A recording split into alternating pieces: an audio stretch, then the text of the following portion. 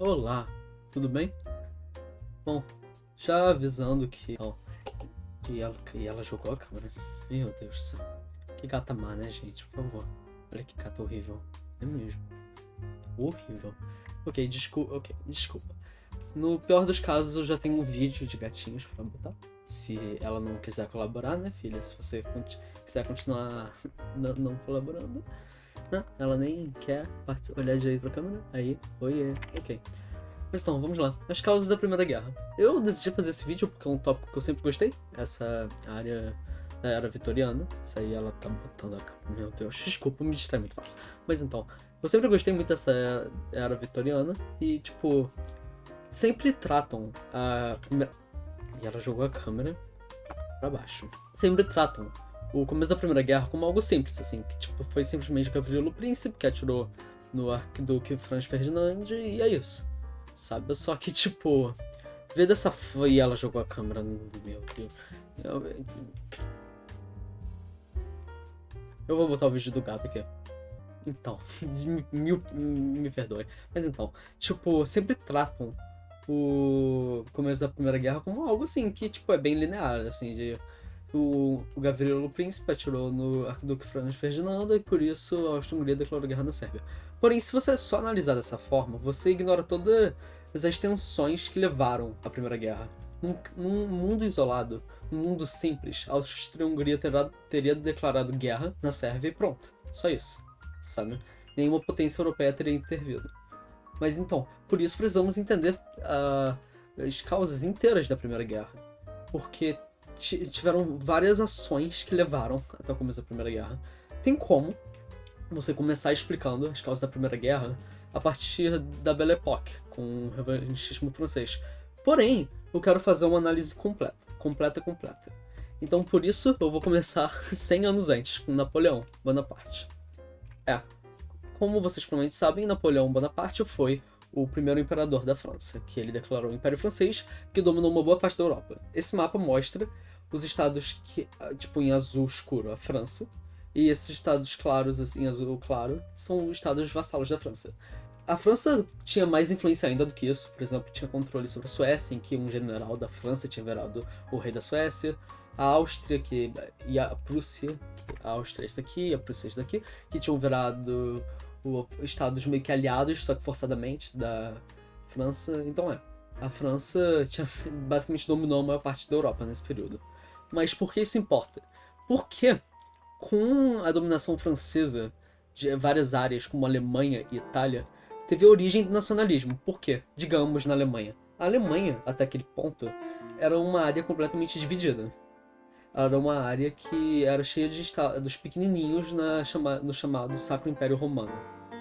Então, aí, quando a França invadiu, se mostrou claro que, tipo, a França era forte porque era um país unificado. E a Alemanha foi dominada porque era um país dividido. Então começou a ter a ideia de, assim, tipo, nós temos que nos unir na nossa nação e, tipo, nós somos uma nação, assim. Começou a ter a ideia do Estado-nação. Porque até aquele ponto, os estados eram basicamente só isso, estados, assim, não os estados-nações atuais, sabe? Tipo, nós como brasileiros temos uma identidade nacional, sabe? Tipo, meio que não tinha muito isso até aquele ponto. É basicamente isso o nacionalismo, assim. Tipo, teve isso na Itália e na Alemanha, em que começaram a ter, tipo, uma grande vontade, assim, de unificar a Alemanha em um. Mas também teve nacionalismo em outros lugares, tipo Espanha, que começou, tipo, que teve uma puta guerra de guerrilha contra a França. Teve a Polônia também, porque ela estava dominada por outros impérios e conseguiu independência naquela época. E, basicamente, o nacionalismo ganhou força, conseguiu ganhar presença, assim, em toda a Europa. Mas então, aí Napoleão perde e temos o Concerto da Europa, que é o quê? Com a queda de Napoleão, instaurou-se uma nova ordem na Europa. E todos os países europeus queriam impedir que uma guerra assim nunca mais acontecesse. Queriam impedir isso de novo. Então por isso eles criaram uma série de alianças e países assim, tipo, que um não seria mais forte do que o outro, sabe? Pra impedir que um outro Napoleão tomasse poder e declarasse guerra em todo mundo e tivesse uma outra grande guerra na Europa. Então tipo, tinha essa noção, assim, de que, tipo, a Europa não podia mudar muito, porque senão, tipo, poderia ter uma outra grande guerra, sabe? Então, mas, então, meio que ficou assim pelos próximos 30 anos, até a Primavera das Nações, as revoluções de 1848. Tiveram várias coisas que aconteceram durante a Primavera das Nações. Temos, por exemplo, a Revolução na França, em que eles derrubaram a monarquia que tinha sido restaurada e instalaram uma república, que durou só, tipo, alguns anos, se eu não me engano, porque aí chegou Napoleão III e tirou tudo, e declarou um novo império da França. Mas então, vamos começar aqui. Em 1848, a Hungria, que fazia parte do Império Austríaco, se revoltou e tentou uma guerra de independência. A Hungria estava até ganhando, assim, aqui, nacionalismo no Império Austríaco, no Império Multinacional. Eu vou falar mais sobre impérios multinacionais depois. Mas então a Hungria se revoltou e teve uma mega guerra em que o Império Austríaco quase caiu. Porque ao mesmo tempo, outras partes do Império Austríaco se revoltaram. Tá vendo aqui essas partes aqui da Itália, que são Lombardia e Veneza? Elas também se revoltaram, com o apoio desse paizinho aqui em verde. Verde, talvez, não sei, eu sou daltônico, mil perdões. Que é a Sardinia Piedemonte, que tentou ajudar esses países na guerra de independência contra a Áustria. Então a Áustria estava bem ferrada, no geral, sabe? Quase que ela perde uma boa parte do seu império. Só que aí a Rússia intervém. Ela ajuda a Áustria contra a Hungria. Pra quê? Pra ajudar a manter a balança de poder. Porque se a Áustria ficasse muito fraca, um outro país alemão, chamado Prússia, poderia ganhar muito poder, sabe? E poderia, tipo, desbalancear toda a balança de poder da Europa. Então por isso a Rússia intervém, a Hungria é dominada, e a Itália, esses estados italianos perdem. Mas por que esses estados italianos tentaram se revoltar? Porque tinha muito nacionalismo italiano, que fez parte do processo do Ressurgimento. O que foi o Ressurgimento? Foi o processo de unificação da Itália. Como dá pra ver nesse mapa, a Itália era completamente dividida. Nesse mapa mostra como Lombardia e Veneza é tipo um país independente, só que não era, tá? Fazia parte aqui do Império Austríaco. Mas então, tipo, o estado que vai liderar a unificação italiana é aqui, o Reino da Sardenha, que é o Reino da Sardinia Piedemonte. Mas então, depois de algumas guerras, em 17 de março de 1861, a Itália se unifica, mas não por completo. Como dá pra ver aqui é Lombardia e Veneza, na verdade, porque a Itália conseguia Lombardia numa guerra contra a Áustria com a ajuda da França. Mas isso não importa. Mas então, a Veneza continua sobre domínio austríaco, e aqui, onde fica Roma, e partes que ficam ao redor de Roma, faziam parte dos estados pontifícios, que basicamente é um estado controlado pelo Papa. Sim, o Papa ele tinha meio que um reino que fazia parte aqui. Tipo, como dá pra ver nesse mapa aqui, o estado pontifício, que dominava uma boa parte da Itália central, sabe? Ela vai perder uma guerra contra a Itália e vai ser diminuída pra esse tamanho. Porém, a Itália não domina ele por completo, porque o Papa era protegido pela França. Então por isso a Itália não podia invadir, sabe? Porque senão a França ia intervir. Então por isso ficou assim, por enquanto. A Itália se unificou, mas não por completo. E ela mirava conseguir se reunificar por completo. Então ela viria a entrar em conflito com a Áustria e depois com a França. Mas vamos ver isso mais tarde. Mas vamos aqui para outra parte da Primavera das Nações, que foram as revoluções na Alemanha. Em suma, tinham vários estados minúsculos na Alemanha, depois do fim de Napoleão. Antes e depois do fim de Napoleão. Mas aí começou a ter muita ideia da criação de Estado da Alemanha. Queriam criar uma Alemanha, um país unificado alemão, sabe? Então tiveram várias revoluções por toda a Alemanha. Na Prússia teve uma revolução para tentar instaurar uma constituição mais liberal. Tipo, também se formaram vários estados que queriam formar a Alemanha. Tanto que os revolucionários tomariam conta de vários estados e até ofereceriam a coroa de um novo reino alemão para o rei da Prússia. Só que ele não aceitou porque, tipo, ele teria que aceitar uma constituição liberal e ele não queria, tipo, aceitar perder uma boa parte de seus poderes, sabe? Então por isso a Alemanha não se unificou naquele momento. Mas então, agora vamos falar um pouco do pan-germanismo, que é o quê? Em suma, queriam unificar a Alemanha. E, tipo, a ideia da Alemanha não estava muito formada por enquanto, porque temos ali, por exemplo, aqui, temos o primeiro Reich, que foi o Sacro Império Romano, que, como dá pra ver aqui, era um caos. Como eu mencionei, tinham vários estados minúsculos na Alemanha, sabe? Tipo, temos aqui também Brandenburgo, que depois se tornaria Prússia, mas Mas então, tipo, vamos já pular aqui para um negócio aqui pra mostrar. Tinha duas formas assim de se unificar a Alemanha. Tinha duas proposições para se unificar a Alemanha. Tínhamos a pequena Alemanha, que seria liderada pela Prússia, que tem essas fronteiras aqui. Não incluiria todos os alemães. Temos aqui, por exemplo, não incluiria os austríacos, os luxemburgueses, parte da Suíça, sabe? Não ia incluir todos os alemães. Mas também tínhamos a Grande Alemanha, que seria liderada pela Áustria e seria esse estado gigantesco, sabe? Teríamos algumas dificuldades para unificar a Grande Alemanha dessa forma. Então, por isso, não foi assim que aconteceu na nossa história. Não, tipo, a maneira que a Alemanha foi unificada foi pela pequena Alemanha. Mas, voltando. Então, temos essa ideia do pan-germanismo, de unificar todos os alemães em um único estado. Temos aqui, por exemplo, a bandeira alemã da República Alemã atual vem desde essa época, como dá pra ver aqui esse tricolor. Também aqui no peitoral da mulher mostra tipo a águia de duas cabeças, que era um símbolo do Sacro Império Romano. Mas então, tipo, aí tinha essa ideia de unificar todos os povos alemães sob um estado.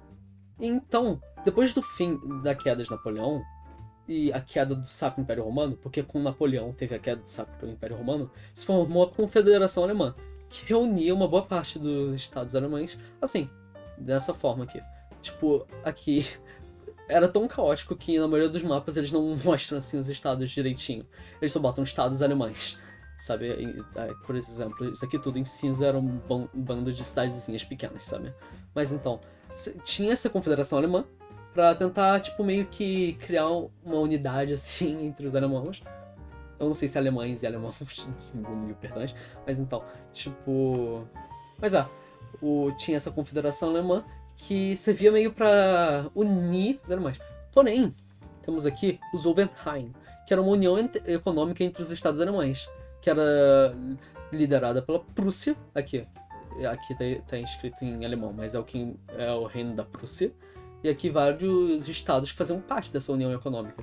Essa união econômica ajudava a manter uma dominação prussiana sobre a Alemanha, que, tipo, né, a Prússia era um dos estados que queria unificar a Alemanha, e, tipo, essa união ajudaria a Prússia nesse objetivo, porque, tipo, integraria mais os outros países alemães entre si.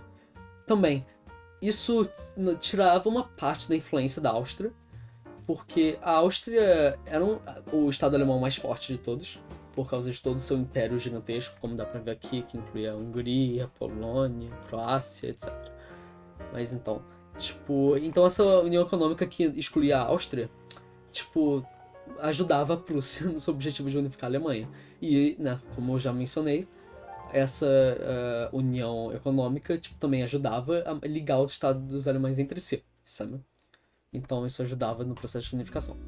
E aqui, para unificar a Alemanha, teve uma grande disputa entre a Prússia e a Áustria para unificar a Alemanha. Como eu já mencionei aqui, tinha a proposta da pequena Alemanha, que era liderada pela Prússia.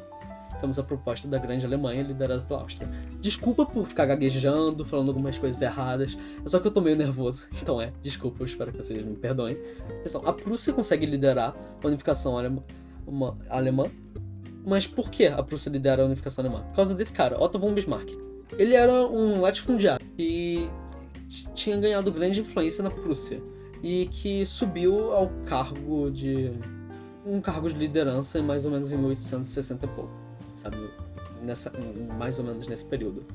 Ele tinha a ideia mais de Realpolitik, ele inaugurou essa ideia, que é de, tipo, você trata a política de uma maneira pragmática, sem, tipo, você age de uma maneira que não há ideologia, moralidade, religiosidade. Você só age só com seus objetivos em mente, sabe? Você não tem objetivos ideológicos, você só tem o objetivo da sua nação, assim, tipo, no caso dele, era unificar a Alemanha, que ele queria unificar a Alemanha. Então, o que ele faz? Ele ajuda a começar a Bruderkrieg, que foi a Guerra Austro-Prussiana. Como dá pra ver aqui, a Prússia, em azul, que era um estado bem grande, contra a Áustria. A Prússia e a Itália contra a Áustria, porque, como eu tinha mencionado, a Itália, ela queria os territórios da Veneza da Áustria, então por isso a Prússia ofereceu esses territórios para a Itália e ela se juntou à guerra para ajudar a Prússia a reconquistar esses territórios. Então foi a Prússia e a Itália versus a Áustria. Quem ganhou? A Prússia. A Áustria perde a guerra e a ideia da pequena Alemanha prevalece. Então aqui, a Itália conquista a Veneza, ela consegue aqui, mas os estados pontifícios continuam independentes. E estamos aqui.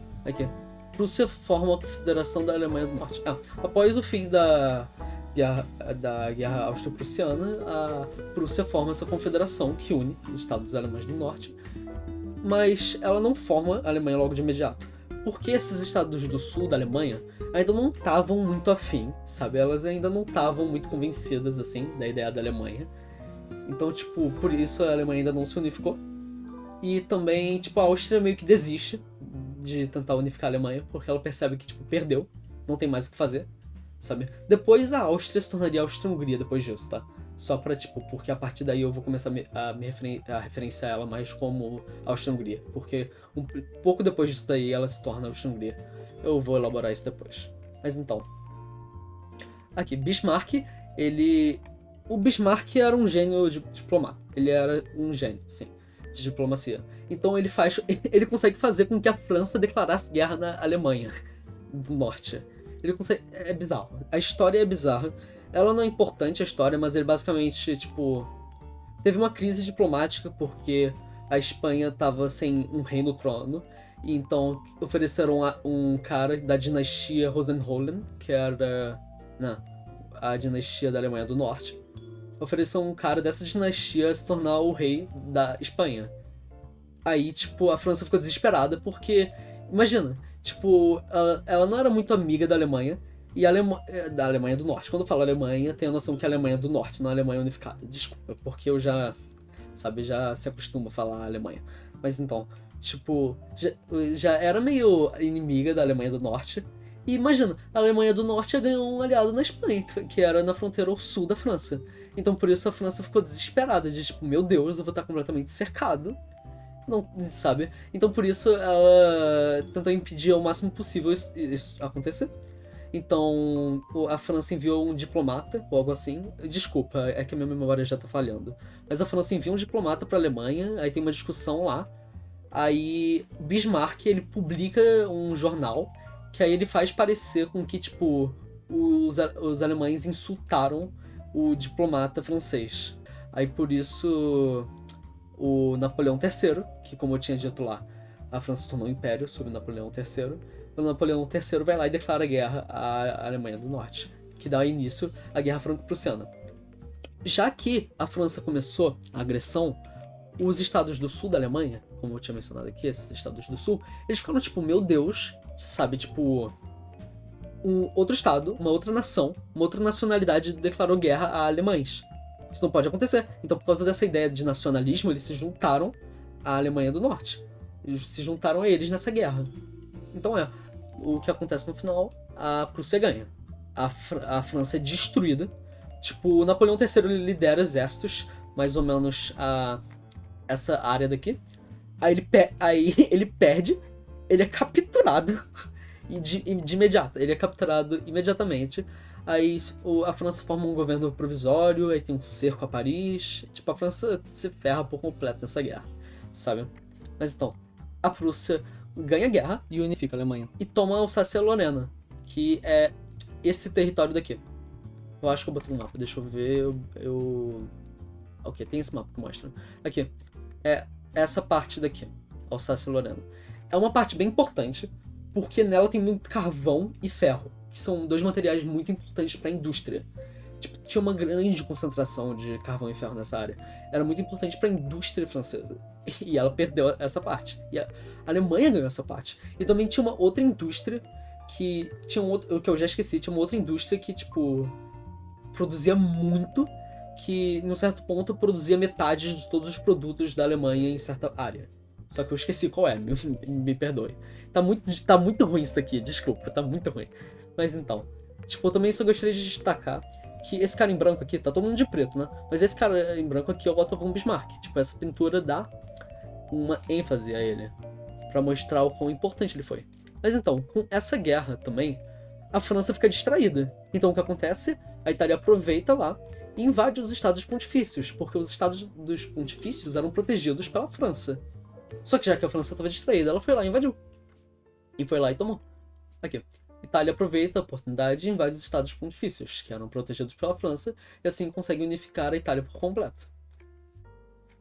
Mas então, mesmo depois a Itália se unificar por completo, um pouquinho entre aspas, começou a ter a ideia do irredentismo italiano, que basicamente clamava por mais territórios ainda que faziam parte da Itália. Como dá pra ver aqui no mapa, essas partes em vermelho. Eu pintei isso aqui porque tipo, ainda não fazia parte da Itália. Isso aí fazia parte da Áustria, como dá pra ver nesse mapa. Olha, isso aqui ainda fazia parte da Áustria.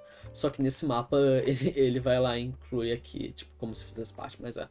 Mas então, tipo, clamava por territórios aqui nos Balcãs e também por coisas da França e Suíça. Só que o que mais importa nos Balcãs, que agora era a Áustria-Hungria, começaram a ter vários conflitos, assim, tipo, porque a Itália já queria essa área daqui que é chamada de Tirol do Sul, eu acho. Eu só sei o nome em inglês, desculpa. Mas então, ela já queria essa área daqui, e agora ela clamava por ainda mais território aqui. Então, por isso, a Itália e a Áustria-Hungria viram meio que inimigos, assim. Porque a Áustria-Hungria tava meio bolada, que ela tinha perdido esses territórios na Veneza e Lombardia, e a Itália queria ainda mais territórios aqui, sabe? Então, por isso ia ter muito conflito entre esses dois estados. Mas então, com a perda da Alsácia-Lorena, a França ganha um grande sentimento revanchista, querendo a reconquistar, criando uma grande rivalidade com a Alemanha. Então, tipo, depois da perda de territórios tão importantes e depois de uma derrota tão humilhante, a França fica muito assim, de tipo, nós precisamos derrotar a Alemanha. Precisamos reconquistar. Isso aqui mostra, tipo, aqui numa aula assim francesa, um professor mostrando que os territórios assim de tipo, esses territórios são nossos, nós devemos conquistá-los. E como deu pra ver aqui, eu também botei isso aqui no começo. Essa mesma pintura no começo, que demonstra o revanchismo francês, né? Mas então, é basicamente isso. Esse sentimento revanchista ficou conhecido como revanchismo francês, sabe? Mas é basicamente isso, sobre isso. Agora vamos avançar, porque agora que teve o fim da Guerra Franco-Prussiana, começou um período na Europa. Um período conhecido como Belle Époque. Tipo, a maioria das pessoas que falam sobre a Primeira Guerra já teriam começado aqui, só que eu já queria dar todo esse contexto, porque ele é importante. Porque é importante entender que, com a formação da Itália e Alemanha, meio que foi embora a balança de poder na Europa, sabe? Porque tinha um estado muito poderoso, que era a Alemanha. A Alemanha era muito poderosa, tinha a maior população da Europa, na Europa, porque, tipo, a França e a Inglaterra tinham territórios, tipo, coloniais, que somando aí ficaria maior. Só que, tipo, na Europa, a Alemanha era o país que mais tinha gente, a não ser a Rússia. Porque a Rússia é ridiculamente cheia de pessoas. Mas então, é importante saber disso, de como a balança de poder mudou, e também para entender o revanchismo francês, de quão irritada a França tava com a perda da Alsácia-Lorena e com uma derrota tão humilhante, sabe? Ok, vamos lá. O que foi a Belle Époque? A Belle Époque foi um período que começou após o fim da Guerra Franco-Prussiana e terminou com o começo da Primeira Guerra Mundial. Foi um período de um grande avanço tecnológico, aqui, período de grandes avanços tecnológicos. Temos a invenção do carro, do telefone, do avião nesse período, sabe? Tiveram muitos avanços. Teve muito mais coisa do que isso. Teve a eletricidade, começaram a abusar do petróleo, começaram a extrair borracha, sabe? Muitas coisas, muitas coisas. Também agora, teve o desenvolvimento de novos estilos artísticos. Temos aqui, por exemplo, o Art Nouveau, que eu não sei muito sobre, mas é uma das artes desse período que eu acho muito bonita. E também temos o impressionismo aqui, que também é o estilo muito bonito que vem desse período. Aqui. Foi um período de grande desenvolvimento das cidades, especialmente Paris. Isso aqui, por exemplo, é Paris. Mas tipo, esse desenvolvimento ocorreu principalmente em Paris porque Napoleão III, aquele cara, ele lidera um monte de reformas na cidade de Paris, que, tipo, a transforma de uma cidade medieval em uma cidade moderna. Ela reestrutura toda a cidade, reconstrói uma boa parte da cidade e, tipo, cria essas grandes avenidas, sabe, que a gente conhece. E cria ruas, assim, bonitinhas, assim. A cidade fica muito bem estruturada. Antes ela era... Tipo, a cidade inteira era meio, tipo, toda desorganizada, sabe? Era tudo muito desorganizado. E, tipo, tinha ruas sem saída. Mas é isso. Napoleão III faz uma grande reforma na cidade de Paris e ela virou uma cidade moderna, que é a grande cidade linda que a gente conhece atualmente. Foi nesse período também que teve a Torre Eiffel, sabe? Tem outras cidades, assim, também que ficaram mega modernas, tipo Viena e Londres, só que, tipo, a principal, e que todo mundo conhece, assim, da Belle Époque, é a Paris. Tanto que Belle Époque, né, é francês. Belle Époque. Mas então, como já deu pra perceber aqui, com todas essas coisas boas, começou a ter um grande entusiasmo com tudo isso. Com todas essas dádivas da modernidade, sabe? Todo esse entusiasmo, tipo, de grande... Tinha muito otimismo, sabe? De que, tipo, tudo seria incrível, que a humanidade ia continuar avançando, que a tecnologia ia mudar o mundo. Ia mudar, só que não da maneira que as pessoas pensavam, sabe? Tanto que a gente vê muita coisa, assim, de pessoal de 1900 fazendo, tipo, umas previsões bizarras sobre o futuro, sabe? Achando que ia ter carro voador e coisa do tipo. Não. Mas tinha muito entusiasmo, assim. Tipo, tinha muito otimismo, assim, que é algo que, na nossa era atual não tá muito presente, né? Mas é com um bom motivo, de qualquer forma. Durante esse período, teve uma grandíssima expansão do imperialismo. Por quê? Se eu não me engano aqui, teve uma crise econômica em mais ou menos 1870, que aí, como os europeus conseguiram solucionar ela? Colonizando a África. Porque colonizando a África, eles conseguiram acesso a novos recursos naturais e também a novos mercados, novas pessoas para vender os produtos, sabe? Então eles conseguiram novos trabalhadores para extrair mais recursos naturais e também conseguiram pessoas para vender os produtos, sabe? Tipo, também tem toda a parte de prestígio, porque as nações viam, tipo, a Grã-Bretanha tendo várias colônias. Aí elas pensavam assim, nossa, a Grã-Bretanha é, tipo, um dos maiores países do mundo, assim, tipo, uma das maiores potências, ela é mega prestigiosa, se ela tem colônia, nós também precisamos, sabe? Era uma parte da mentalidade da época. Não era, tipo, é uma parte das justificativas, mas também não muito, sabe? Mas teve uma grande expansão do colonialismo, principalmente na África, mas também na Ásia, como dá pra ver aqui. Aqui em vermelho ou rosa, eu não sei, sou daltônico, são coisas controladas pela Inglaterra. Aqui em azul são coisas controladas pela França. Em laranja, Holanda.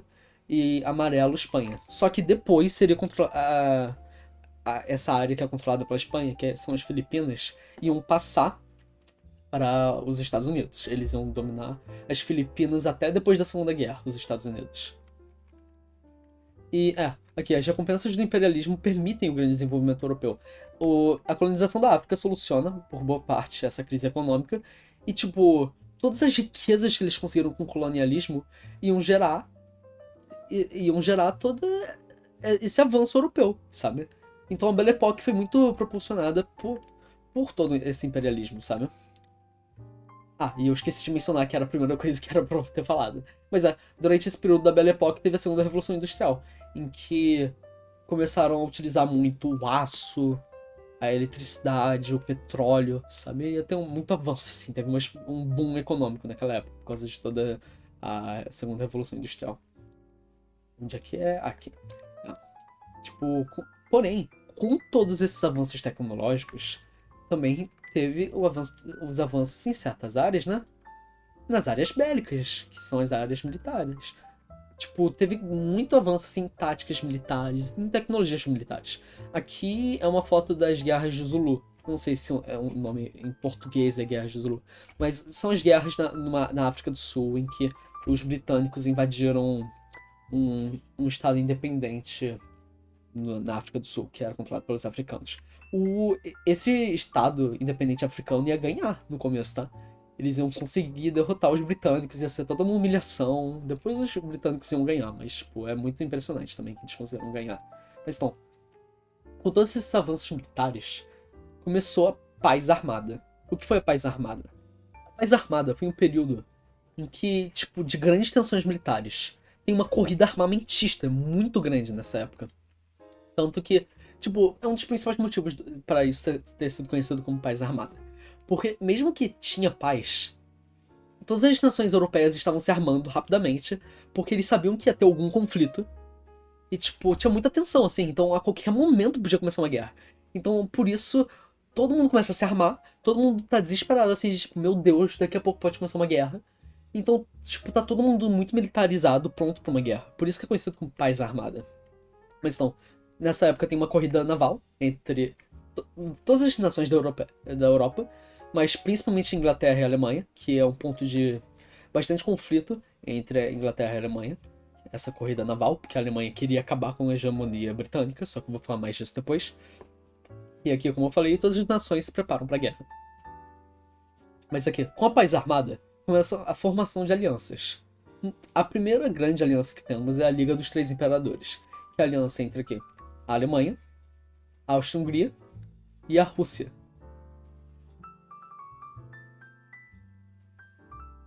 Tipo, uma aliança entre a Alemanha, a Áustria-Hungria e Rússia. E que, tipo, era um projeto de Bismarck. Lembra aquele cara que eu mencionei aqui em cima? Era um projeto de Bismarck para isolar a França. Para isolar diplomaticamente a França. Porque a França estava se aproximando muito da Rússia. Porque se a França virasse aliada da Rússia, a Alemanha ia ter inimigo em duas fronteiras. Que era uma coisa horrível, né? Você tá basicamente cercado assim por dois inimigos. E você tem que dividir seu exército entre dois inimigos. E além disso, a Rússia era um país gigantesco que tava com muito potencial, assim. A Rússia é um país com muito potencial, assim, pra se industrializar. A Liga dos Três Imperadores é principalmente um projeto para isolar a França. Mas não, no final falha, porque tem conflitos entre a Áustria e a Rússia, principalmente por causa do pan-eslavismo e a questão dos Balcãs. Eu vou falar mais disso daí depois, mas saiba disso. No final falha por causa de conflitos entre a Áustria-Hungria e a Rússia.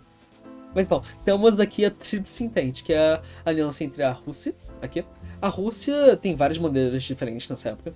Temos, tipo, a tricolor atual da Rússia, com essa águia aqui. Também tem uma outra bandeira que é uma tricolor de preto, amarelo e branco. Tem um montão de, tipo, bandeiras diferentes da Rússia nessa época, mas essa daqui é uma que resume bem. Mas então, a Rússia, França e Inglaterra. É uma aliança entre esses três países que, tipo, o que as une? A ameaça da Alemanha. Esses três países se sentiam muito ameaçados pela Alemanha. Então, por isso, eles se uniram. Inicialmente, não era, tipo, um acordo militar bonitinho entre eles, mas sim, tipo, uma série de pactos individuais, assim, entre eles, assim, que depois se formou a Tríplice Entente.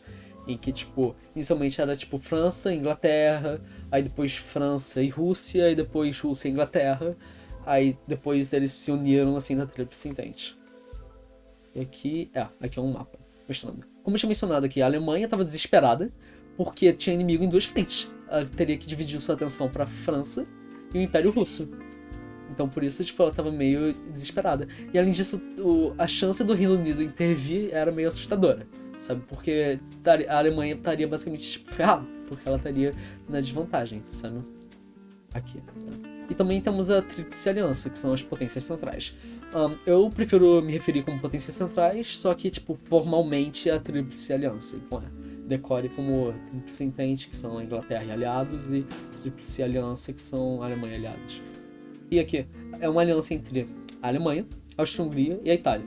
A Itália ia depois trair essa aliança e se juntar à Entente, só que isso não importa, porque é um vídeo sobre as causas da Primeira Guerra, não a Primeira Guerra. Se você quiser um vídeo sobre a Primeira Guerra, 10 likes no vídeo. Mas então, essa é a Tríplice Aliança. Esse daqui é um mapa que mostra, que bonitinho também a Tríplice Aliança. Aqui, como eu tinha mencionado, tinha esses territórios aqui, austríacos, que a Itália queria, porque tinham italianos neles. Também tem esses territórios dos Balcãs aqui, que a Itália queria por causa de toda essa ideia irredentista italiana, sabe? Então ia ser, tipo... Ia ser um dos principais motivos da Itália sair dessa aliança, porque ela queria esses territórios. Na verdade, seria o principal motivo da Itália sair dessa aliança, porque ela queria muito esses territórios da Áustria-Hungria, sabe? A Áustria-Hungria não queria ceder isso de jeito nenhum. Então a França depois ia... A França ofereceu esses territórios pra Áustria-Hungria, de tipo, se você se juntar ao nosso lado, a gente vai te dar isso. Aí a Itália foi lá e trocou de lado e declarou guerra na Áustria-Hungria e a Alemanha.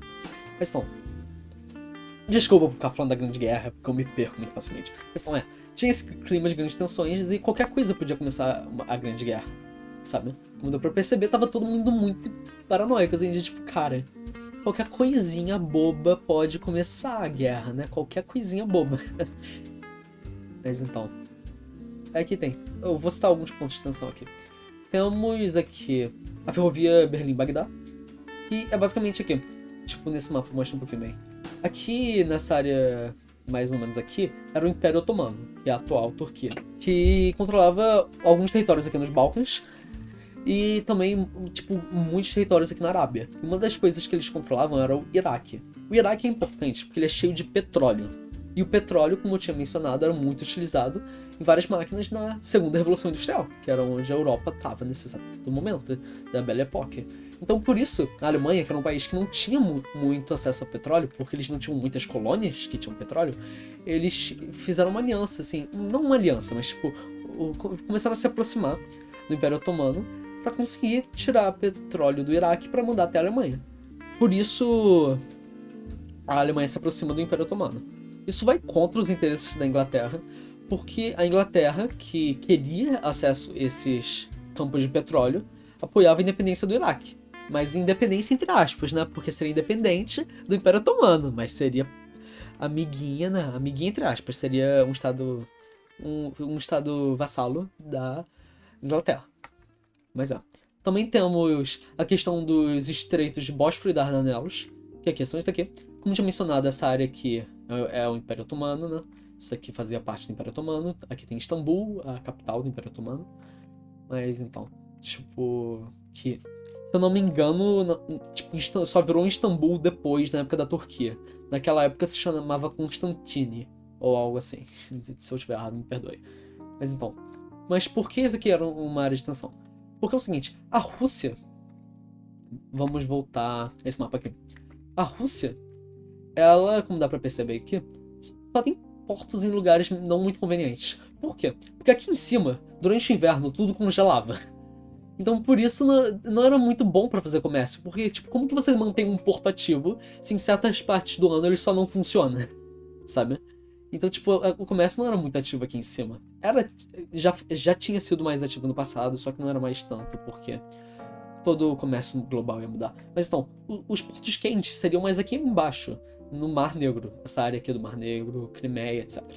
Mas não, o problema é, como dá pra ver aqui, pra acessar o Mar Mediterrâneo e logo o Mar Atlântico e todo o resto do mundo, você tinha que passar por aqui, o Estreito do Bósforo e Dardanelos.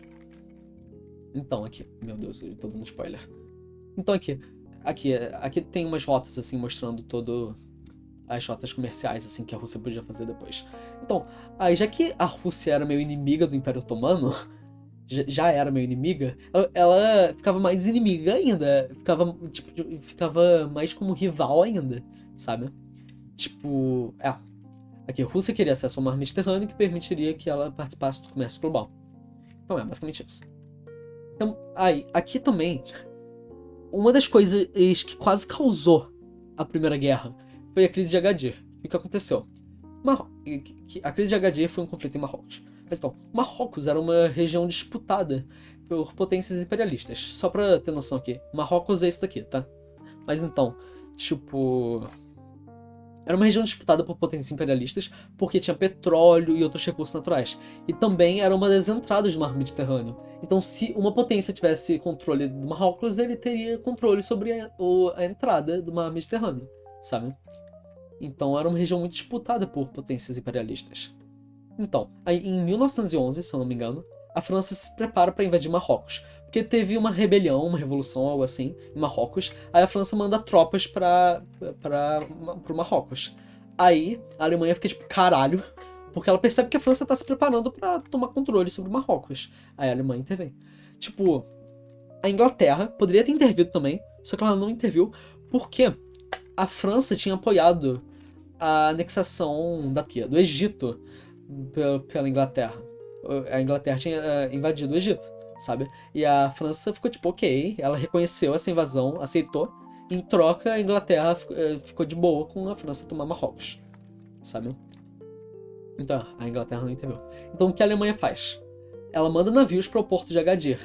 E, basicamente, todas as nações europeias começam a se preparar, começam a se mobilizar. Não mobilizar que nem no nível que foi o começo da Primeira Guerra, mas, tipo, começam a se preparar, sabe? Fica muito essa crise, assim, porque esses navios ficam meio que mandando um sinal, assim, de, tipo, tenta, França, tenta. A Alemanha falando isso, assim, tenta, vai, sabe?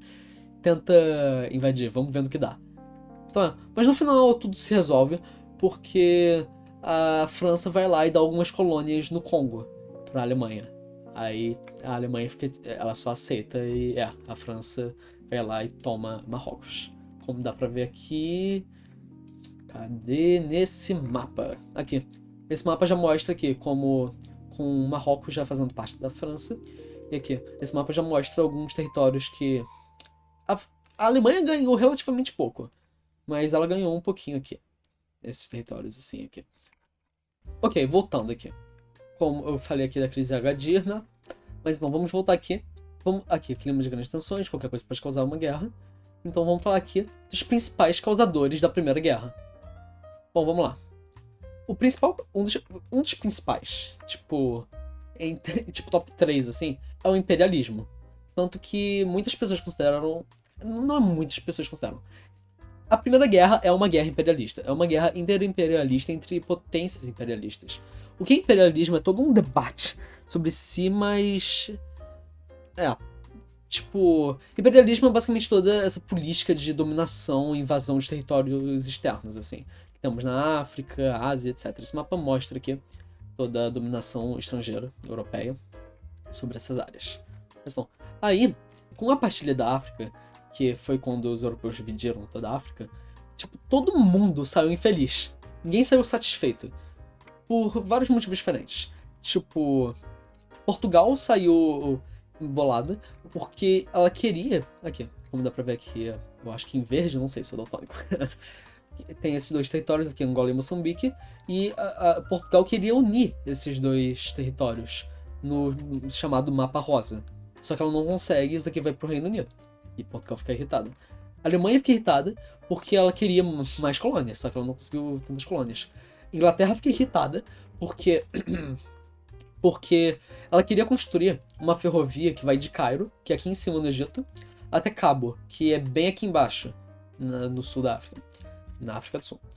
Mas, tipo, que isso ajudaria a ligar as colônias inglesas. Só que, tipo, ela não consegue, porque tem esse território aqui, a Tanzânia, que era uma colônia da Alemanha.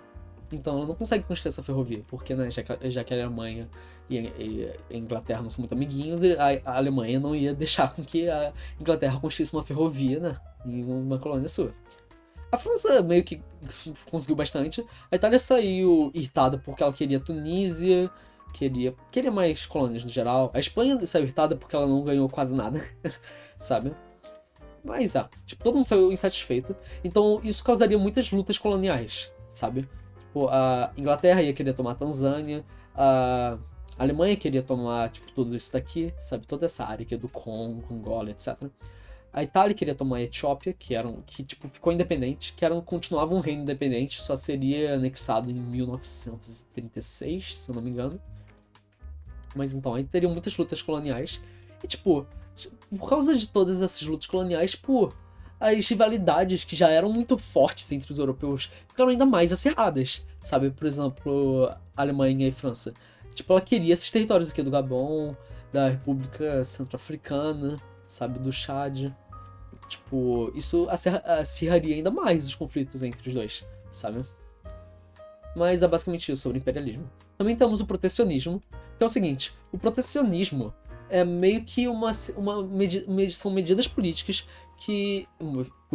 são medidas econômicas que protegem as indústrias nacionais, aumentando tarifas, criando barreiras alfandegárias em relação a outros países, para proteger indústrias nacionais, assim, para impedir com que, tipo, produtos estrangeiros baratos invadam os mercados nacionais e, tipo, meio que baixem o preço de tudo, as indústrias nacionais não conseguem competir, aí tudo falha, sabe?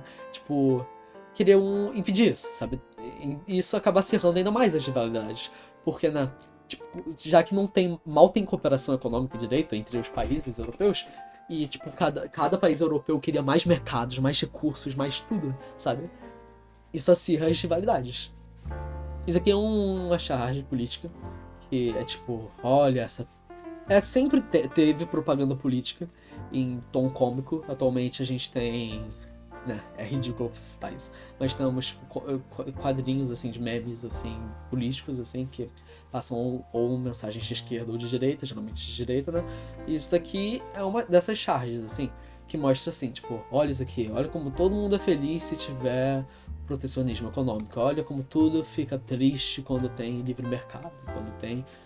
Não livre mercado, livre comércio, sabe? Mas é basicamente isso sobre o protecionismo. Também temos o pan-eslavismo. O que é o pan-eslavismo? Em suma, temos os povos eslavos, que está mostrado aqui nessas cores. Aqui em preto ou cinza são os povos eslavos do sul. Aqui temos os povos eslavos do ocidente. E temos aqui os territórios que eram controlados pela Rússia. Isso aqui também era controlado pela Rússia, parte da Polônia, mas tipo, os ucranianos, belorussos, etc.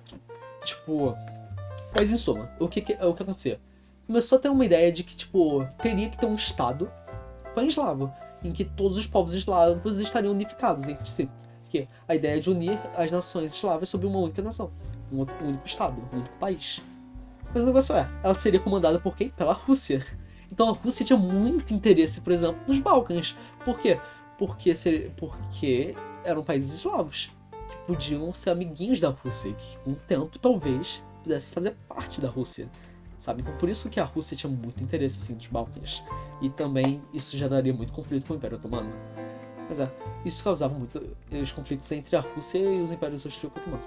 Isso causava conflitos com a Áustria, principalmente porque a Áustria controlava a Eslovênia, a Croácia, depois controlaria a Bósnia, também controlava os checos, os eslovacos, também parte da Polônia, muita coisa, sabe?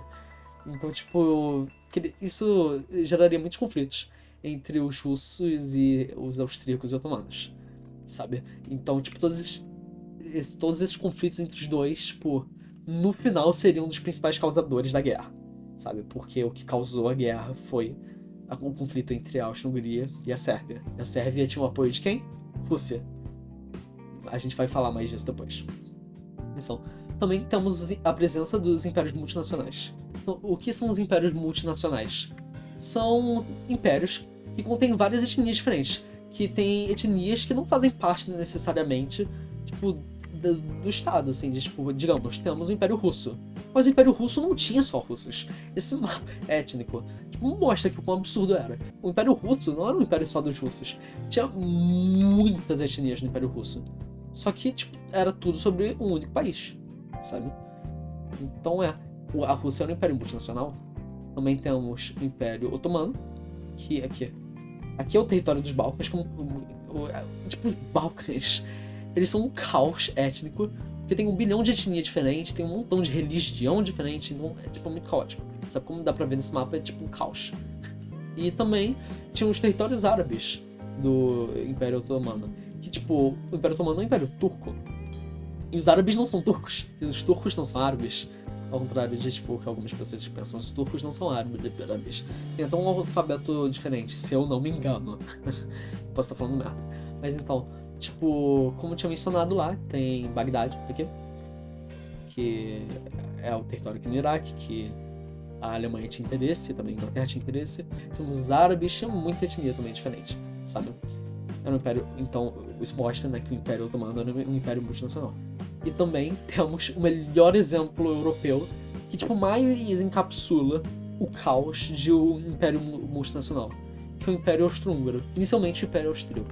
Como dá pra ver, os austríacos são uma minoria no Império Austro-Húngaro. Eles só controlam essa pequena parte, todo o resto são um montão de outras etnias diferentes, sabe? Tipo, os checos, os eslovênios, os croatas, os bósnios, os romenos, sabe? Os húngaros. Um caos. E todas essas etnias diferentes queriam independência. Como eu mencionei lá em cima, a Hungria já tinha se revoltado contra. o Império Austríaco.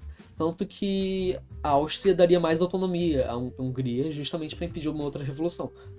Tanto que, né, Império Austro-Húngaro virou Império Austro-Húngaro porque os húngaros ganharam, tipo, meio que uma representação igual no Império.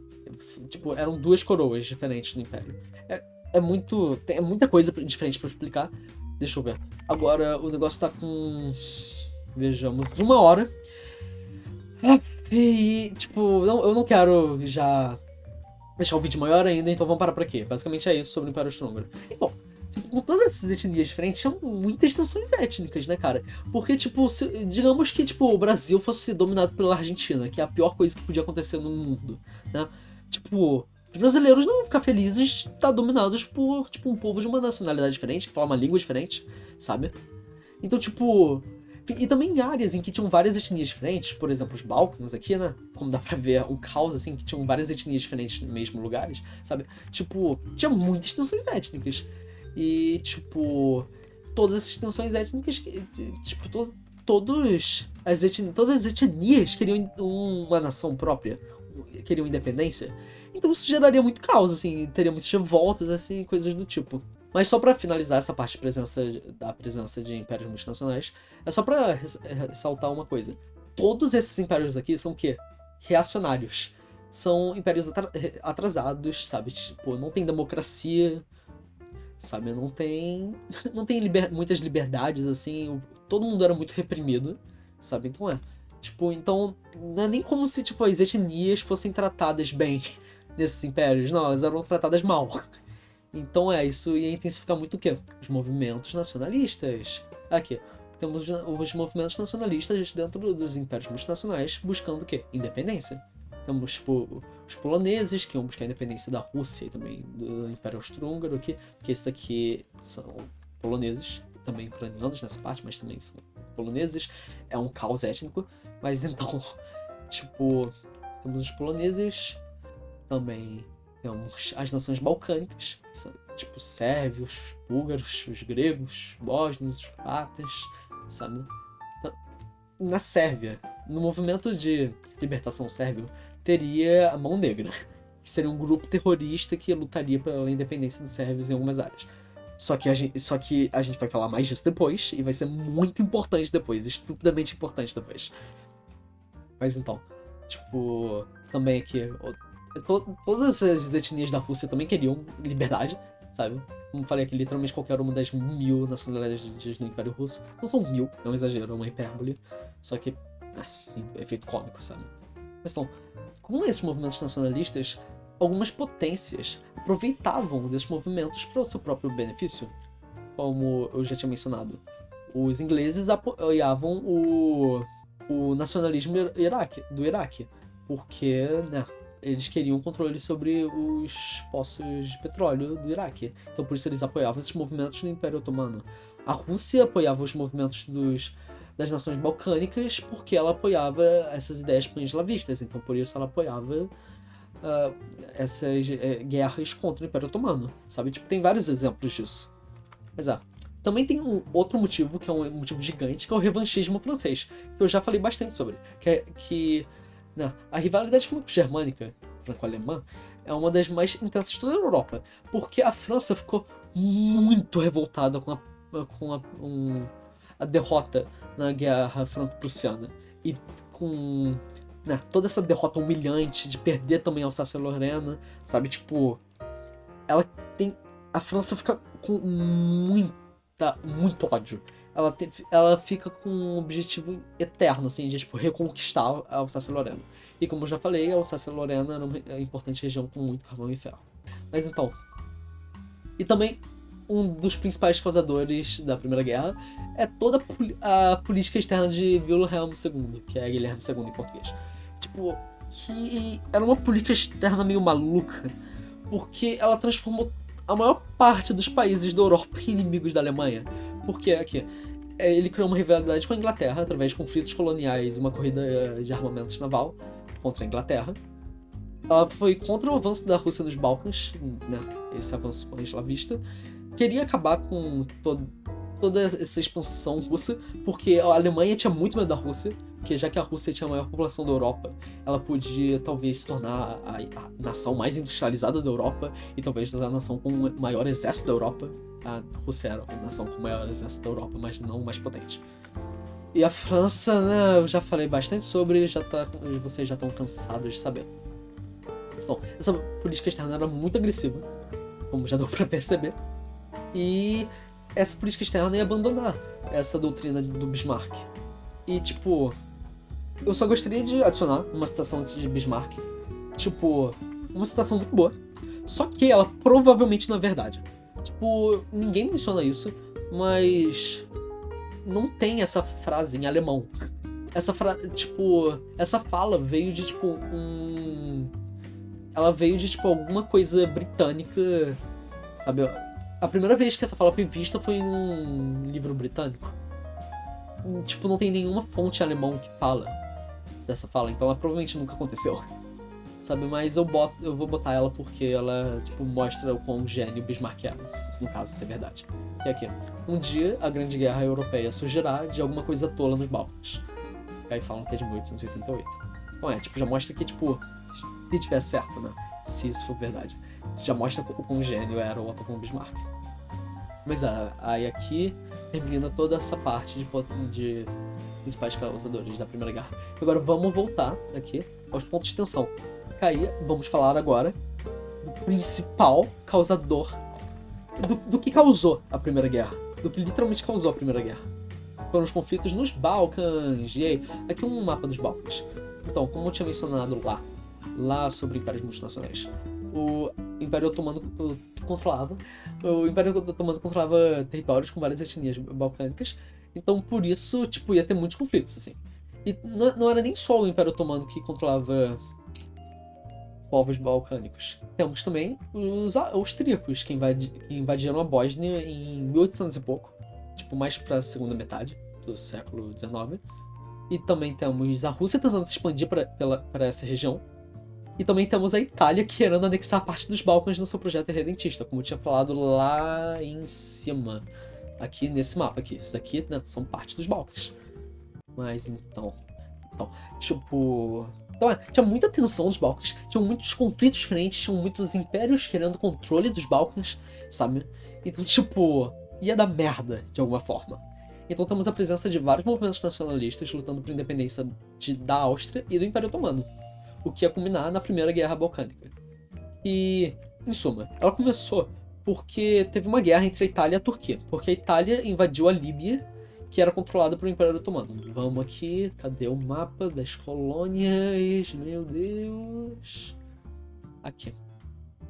A Líbia era controlada pelo Império Otomano, só que aí a Itália foi lá, invadiu e tomou. Né?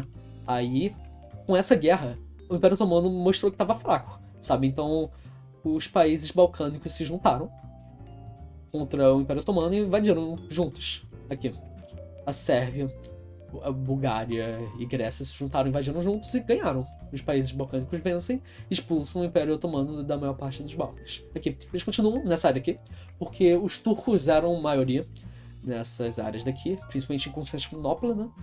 Que depois virou Istambul, que era basicamente só turcos, né? Então tipo, esse é o mapa que ficou dos Balcãs depois da Primeira Guerra Balcânica, só que ela não durou nem um ano. Esse mapa dessa forma não durou nem um ano. Por quê? Teve a Segunda Guerra Balcânica, que acontece logo depois do fim da Primeira Guerra Balcânica, que ocorre por causa de conflitos entre a Sérvia e a Bulgária por conta da Macedônia. Macedônia é essa área daqui. Tipo, ambos os países queriam o controle da Macedônia. Aí a Bulgária meio que fez merda. Aí literalmente todos os vizinhos da Bulgária invadiram ela. Como dá pra ver aqui no mapa. Tipo, literalmente aqui, oposição da Bulgária. Oposição búlgara. Tipo, Então, né, a Bulgária obviamente perde. Então ficou assim no final. A Turquia ganha alguns territórios aqui, a Grécia consegue tomar mais aqui, Sérvia consegue... Não, talvez eu tenha falado mais na Grécia, controla isso aqui, a Sérvia consegue toda a Macedônia, a Romênia toma territórios aqui em cima, que nem fez muito sentido ela tomar esses territórios aqui em cima, porque só tinham búlgaros e que, tipo, não tinham romenos nessa área, sabe? Só tomou porque sim. Isso, tanto que depois eles iam perder isso na Segunda Guerra. Então, com todo esse avanço dos países balcânicos, a Áustria-Hungria se desespera. Por quê? Porque os movimentos nacionalistas balcânicos dentro do Império Austro-Húngaro se intensificam. Porque, né, já que os países balcânicos estão avançando, talvez eles consigam, né? Se os outros países conseguiram, por que eles não conseguem, sabe? Então, por isso, tipo, tem muitos movimentos, assim, tem muitas lutas. Mas então, tipo, a Áustria-Hungria se desespera. E fica, tipo, o que fazer, sabe? Porque se ela não fizer nada, em algum momento, talvez os países balcânicos possam se unir pra expulsar o Império Austríaco dessa área. E talvez a Rússia possa intervir, né? Ajudando esses países balcânicos nessa guerra, né? Então, temos a proposta de Franz Ferdinand, que é Francisco Ferdinando, que era o príncipe herdeiro do trono austro-húngaro. Era o quê? Transformar a monarquia dual, que era, né, a Áustria-Hungria, em uma monarquia tripla, que era o Império Austro-Húngaro-Bósnio. Aqui, que mostra que as três coroas, que seriam três coroas diferentes dentro de um único império, né? Que aqui é a coroa da Áustria, a da Hungria e da Bósnia. Não é necessariamente Bósnia o nome, é que, tipo, já que era só uma ideia, nunca teve algo muito oficial, então por isso não tem um nome oficial disso, sabe? Mas vamos chamar de Bósnia. A coroa da Bósnia, sabe? Então essa é uma proposta, tipo, talvez fosse uma solução para impedir todo esse nacionalismo nas partes balcânicas do Império Austro-Húngaro, porque, né, se as etnias fossem tratadas como, né, pessoas iguais, comparadas aos outros do Império, talvez eles não se revoltassem, né? Mas então, no final isso não acontece. Então, né, com o fim das guerras balcânicas, a Sérvia se demonstra como a principal potência dos Balcãs, com a derrota da Bulgária. E a Sérvia tinha a ideia da Grande Sérvia, de que seria um território bem grande, assim, que não era habitado somente por sérvios, mas, tipo, a Sérvia já tinha sido um império há, tipo, 700 anos antes. Então, por isso, ela queria, tipo, esse território de novo, sabe? Então tipo... Essa ideia da Grande Sérvia ia causar muitos conflitos com a Áustria-Hungria, que controlava a Bósnia, que era cobiçada pela Sérvia. Não dá pra ver aqui nesse mapa, uma boa parte da Bósnia seria parte dessa Grande Sérvia. Aqui, Bósnia, né? A Sérvia, como era, assim, tipo, a Sérvia era pequenininha, dá pra ver aqui, e ela queria a Bósnia. Então ia ter conflito com a Áustria-Hungria eventualmente, sabe? E agora vamos falar, né? Mão Negra. A Mão Negra era uma organização terrorista da Sérvia que buscava a ideia da Grande Sérvia. Ela buscava, tipo, causar movimentos nacionalistas sérvios dentro de países que faziam parte da Grande Sérvia. Que fazem parte dos territórios cobiçados pela Grande Sérvia. Antes ela atuava muito no Império Otomano, só que já que o Império Otomano foi expulso dos Balcãs, começou a atuar muito na Áustria-Hungria. Principalmente onde? Na Bósnia. Então era uma organização terrorista da Sérvia e tinha muita participação de membros do governo sérvio. Era absurdo. Tipo, membros do governo sérvio faziam parte de um grupo terrorista que atacava uma outra nação, sabe? Então a Hungria já tava meio, né? E né, aqui lutava pela Grande Sérvia. E aqui vamos falar, finalmente, do que causou a Primeira Guerra. O que causou. Que é a inacreditável série de eventos que levaram ao assassinato de Franz Ferdinand. Ou Francisco Ferdinando. Vamos lá. Francisco Ferdinando decide visitar Sarajevo, capital da Bósnia. Não. Aqui, Sarajevo. Decide visitar a Bósnia, a capital da Bósnia, em 28 de junho de 1914. Que, coincidentemente, ou não, era um dia nacional sérvio. Era uma visita meio pra, tipo... Né? Porque já que Franz Ferdinand, ele apoiava essa ideia da monarquia tripla, ele queria, tipo, virar amigo do povo bósnio, né? Pra, tipo, ver se, tipo, valeria a pena, se dava. Não. Então, enquanto o Franz Ferdinand estava desfilando no seu carro, membros da Mão Negra se organizam para o assassinar. Tipo, tinham 7 membros, estavam todos ali, na rua. Não na rua, acho que tinham só 5 na rua. Só que aí, tipo, alguns desistem na hora. Só que, tipo, ele cria coragem. Porque ele tava prestes a morrer. Ele tava com tuberculose, eu acho, ou pneumonia. E ele sabia que já ia morrer. Então ele fica tipo, cara, foda-se. E ele vai lá e joga uma bomba no carro do príncipe herdeiro da Áustria-Hungria. Só que o que acontece? A bomba quica no capô do carro e explode no carro de trás. E, tipo, um montão de gente sai ferida. Só que Francisco Ferdinando sai ileso. O cara que jogou a bomba tenta jogar de uma ponte e cair num rio. Só que, tipo, o rio tava num período de seca. Então ele só caiu de cara no chão. Porque, tipo, o rio tava com, tipo, só alguns centímetros, assim, de profundidade. Aí o público foi espancar o cara. E o cara quase morreu espancado. Mas, tipo, o Francisco Ferdinando sai ileso e um montão de gente fica ferida.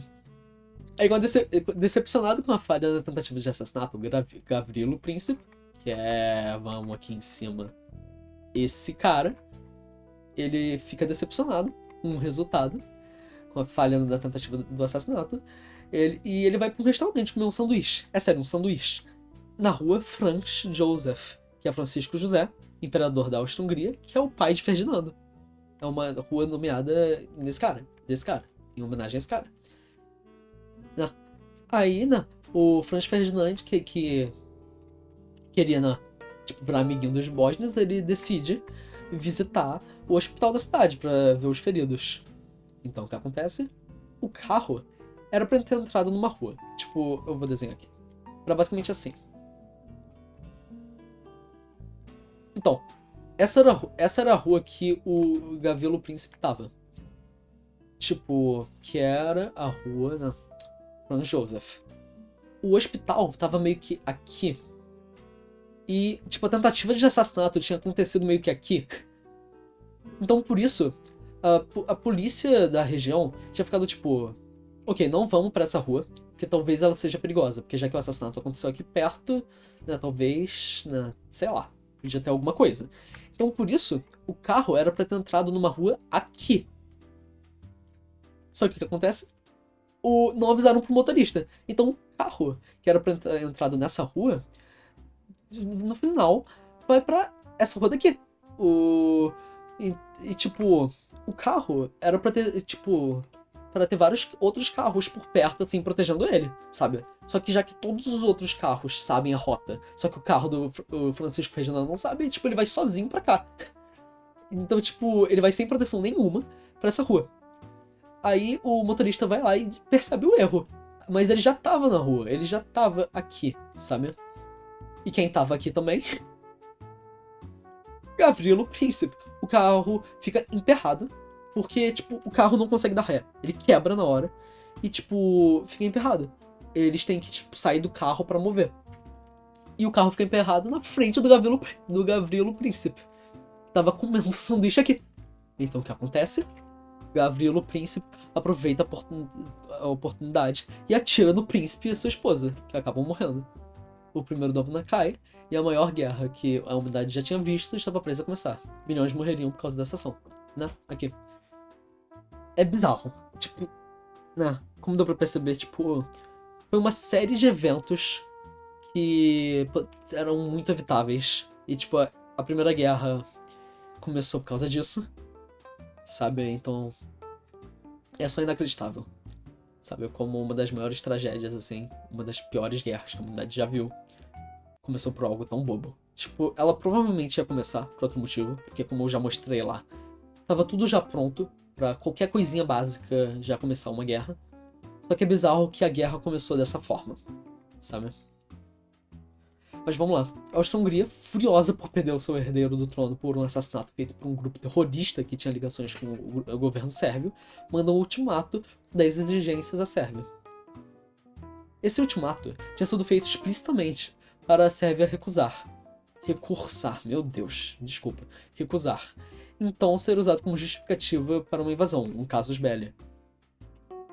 Aí a Sérvia, ela espera um mês desde o assassinato, então responde dizendo que concorda com todas as demandas, a não ser uma. A Sérvia, ela espera um mês, por quê? Porque inicialmente todos os países europeus estavam com muita simpatia, assim, com os austríacos, né? Porque, porra, perderam um herdeiro do trono, sabe? As outras monarquias ficaram muito ficaram muito assim de tipo, ai, nossa, isso poderia ter acontecido com a gente, sabe? Então fica todo mundo muito, tipo, eles entenderiam a invasão. Só que aí espera um mês, aí com os dias passando, meio que vai diminuindo essa simpatia, sabe? Então, né, depois de um mês, todas as potências europeias já estão se preparando de tipo, cara, ok, a Áustria-Hungria vai invadir a Sérvia. E já que a simpatia vai diminuindo, os outros países europeus, principalmente a Rússia, já se prepara para intervir do lado da Sérvia. Aí aqui, no dia 28 de julho, já que a Sérvia recusou as demandas, exatamente um mês depois do assassinato, a Áustria declara guerra à Sérvia. Aí em 30 de julho, a Rússia começa a se mobilizar para defender a Sérvia, que é um país eslavo, né, para proteger um outro país eslavo que estava sendo invadido por uma potência externa. Aí, em 1º de agosto, a Alemanha declara guerra à Rússia, que já era uma medida assim que tipo preventiva, sabe? Que, tipo, eles já sabiam que a Rússia ia intervir, então já fizeram logo e dane-se, sabe? Aí, em 3 de agosto, a Alemanha declara guerra à França, também porque a França obviamente ia intervir porque ela era aliada da Rússia. Então, né, ela ia também intervir de alguma forma. Então a Alemanha já declara guerra logo, sabe? Tipo, a Inglaterra tava numa aliança com a Rússia e a França. Só que ela tinha se declarado neutra, sabe? Não queria se envolver nisso inicialmente, nesse caos todo inicialmente. Só que o que acontece? Em 4 de agosto, a Alemanha invade a Bélgica, que era um país neutro, que era protegido pela Inglaterra. Que tava muito sob a influência britânica. Então, o que acontece é a Inglaterra, vendo que a Alemanha invadiu um país que era protegido por eles, vai lá e declara guerra à Alemanha. E assim começa a Grande Guerra. Foi um período, em um mês, em um mês e tipo uma semana, foi assim que aconteceu a crise, sabe? É bizarro, simplesmente bizarro. Desculpa ficar repetindo assim, mas é inacreditável, sabe? O quão inacreditável é o começo dessa guerra, sabe? Mas é assim que começa a Grande Guerra. A guerra que matou tipo, basicamente 15 milhões de pessoas. E foi uma das piores guerras para ser um soldado. E né, eu gostaria de terminar com um poema que retrata um pouco da guerra e como era ser um soldado. Aqui. O nome é Dulce Decorum Est. Encolhidos, como velhos mendigos debaixo de sacos, cambaleando como bêbados, tossindo feito velhas, nós zigue-zagueamos em meio lamaçal, até que a luz bruxuleante dos sinalizadores nos fizesse virar, e, para a distante retaguarda, começar a caminhada. Homens marchavam adormecidos. Muitos tinham perdido suas botas, mas tropeçavam, calçados de sangue. Todos estavam algebrados, todos cegos. Bêbados de fatiga, não escutavam nem mesmo o rugido dos desinteressantes abusos que, fora de alcance, explodiam atrás. Gás, gás, rápido, amigos. A euforia de conseguir ajustar, atabalhoadamente, aquelas máscaras desajeitadas, na hora exata. Mas alguém urrava e, caindo, debatia-se como se estivesse em chamas ou sob caivelo.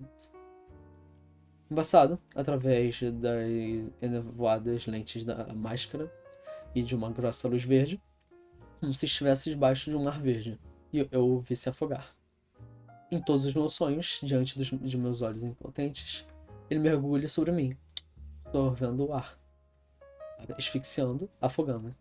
Se em algum sonho sufocante você também pudesse passar por detrás da carroça em que nós o arremessamos, e observar que os olhos brancos contorcidos em sua face, seu rosto pendurado como o de um demônio cansado de pecar, se você pudesse ouvir a cada sotavando o sangue gargarejar dos seus pulmões corrompidos em espumas, obscenas como câncer, amargas e esverdeadas como a regurgitação de um boi, ínfames e incuráveis feridas sobre línguas inocentes, meu amigo, você não iria, com tão grande entusiasmo e idealismo, contar para as crianças desejosas de algumas glórias desesperadas a velha mentira.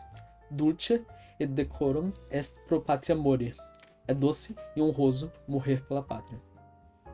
Mas então, é isso. Muito obrigado por assistir até aqui e um abraço.